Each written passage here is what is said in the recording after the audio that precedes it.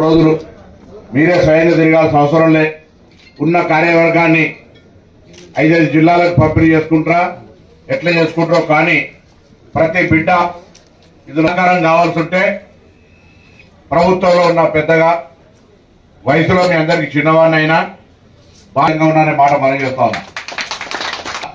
సమాజానికి ఇందులో సభ్యులు కావాలంటే చదువుకొని వృత్తిపరంగా ఉన్నవాళ్ళు మాత్రమే అవుతారు కాబట్టి, అంటే సమాజం పట్ల అవగాహన ఉన్నవాళ్ళు మాత్రమే అవుతారు కాబట్టి సమాజంలో ఉన్నటువంటి మన వర్గానికి సంబంధించిన వాళ్ళందరికీ మార్గదర్శకత్వం చేయాల్సినటువంటి బాధ్యత కూడా మీ మీద ఉంది. అలా అందరికంటే ఎక్కువ ఇయ్యాల కూడా గ్రామీణ ప్రాంతాల్లో సరి అయిన విధంగా ఏర్పాటు చేసైనా ఆ పరంగా విద్యను అందించే విషయం లోపల కావచ్చు, ఉద్యోగాలకు అవసరమయ్యే పోటీ పరీక్షల లోపల శిక్షణకు సంబంధించిన విషయం కావచ్చు, ఉపాధి అవకాశాలు ఈ మధ్యనే ఒక ఆలోచన చేస్తాను. బ్యాక్వర్డ్ క్లాస్ మినిస్టర్ గా సంబంధించిన పారిశ్రామికవేత్తలకు సంబంధించి ఒక వేదిక ఉన్నది. మొన్న ఒక ఎంఎస్ఎంఈ పాలసీ తీస్తే వాళ్ళు 50 సార్లు ప్రభుత్వాన్ని కలిసి రిప్రజెంటేషన్ చేసుకున్నారు. కానీ బ్యాక్వర్డ్ క్లాస్ తరఫున ఇండస్ట్రీస్ అసోసియేషన్ లేదు.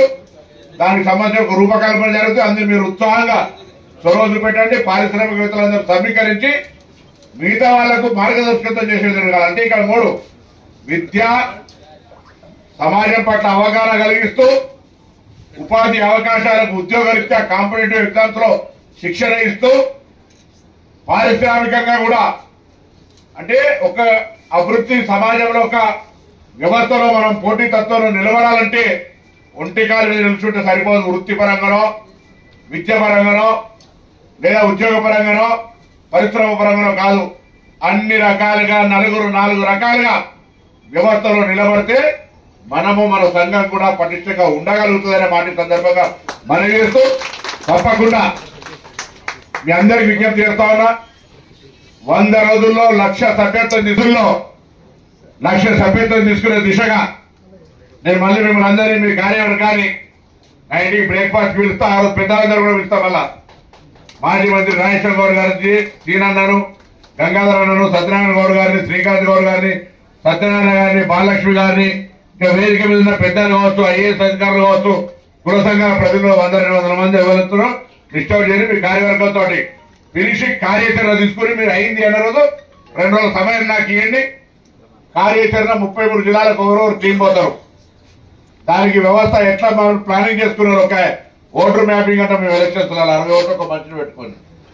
అట్లా మీరు కూడా జిల్లాలో ఎక్కడెక్కడ మన వాళ్ళు ఏ సెక్షన్ల ప్రభుత్వ, ప్రైవేటు, కాంట్రాక్ట్, అడ్వకేట్, ఇట్లా ఏ డాక్టరు, ఏ ప్రొఫెషన్ ఉన్నారో ప్రొఫెషనల్ అసోసియేషన్ల అందరూ సభ్యులయ్యే విధంగా మీ కార్యాచరణ ఉండాలని కోరుకుంటూ మీ అందరికీ నేను చెప్తున్నా. మరొకసారి ప్రభుత్వంలో ఏదైనా వృత్తిపరంగా ఎవరికైనా పోస్టింగ్లకు సంబంధించి మనం కూడా ఏం చేస్తాం, రాజకీయాల శ్రీనాన్నున్నా, నేనున్నా, మిగతా వాళ్ళందరూ ఉన్నా, అధికారం ఉన్నసేపు వచ్చి మళ్ళీ అధికారం రాగానే ఆరిద్రపురు లేక మాయవ పరిస్థితి వద్దు.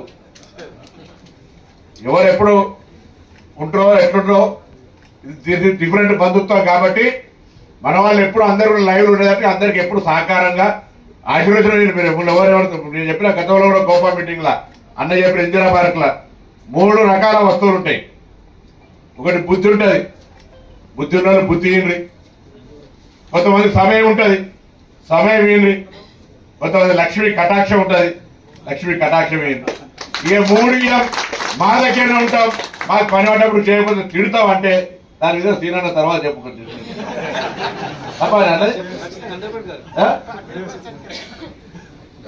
కాబట్టి ఆ 3 మీకు నచ్చని బుద్ధి ఉంటే ఎంత దాన్ని స్థానం పడితే అంత బుద్ధి పెరిగేదేనే. లక్ష్మీ కటాక్షం ఉంటే మీకు అలాగే ఏది తింటే ఇబ్బందులు ఎవరు రైట్ చేసి పట్టుకోవచ్చు ఎవరు చేస్తున్నారు. కాబట్టి దయచేసి 3 రకాలుగా సమాజంలో పరస్పర సహకారం అనేటువంటి అవగాహనతో పోవాలని కోరుతూ మీ అందరికి మరొకసారి పాలక వర్గానికి 100 రోజులు 1,00,000 సభ్యత్వం పెట్టుకొని 4 ప్రధానమైనటువంటి విద్య, ఉద్యోగ పోటీ పరీక్షలు, ఉపాధి అవకాశాలు, ఈరోజు ఎంఎస్ఎంఈ కావచ్చు, ఇతరత్ర కావచ్చు, పారిశ్రామికవేత్తల ఐక్యత, బ్యూరోక్రట్స్ సంబంధించి పొలిటీషియన్ సంబంధించిన ఒక ఐక్యతను తీసుకురావడానికి గొప్ప ఒక వేదిక కావాలని ఆకాంక్షిస్తూ తీసుకుంటాం.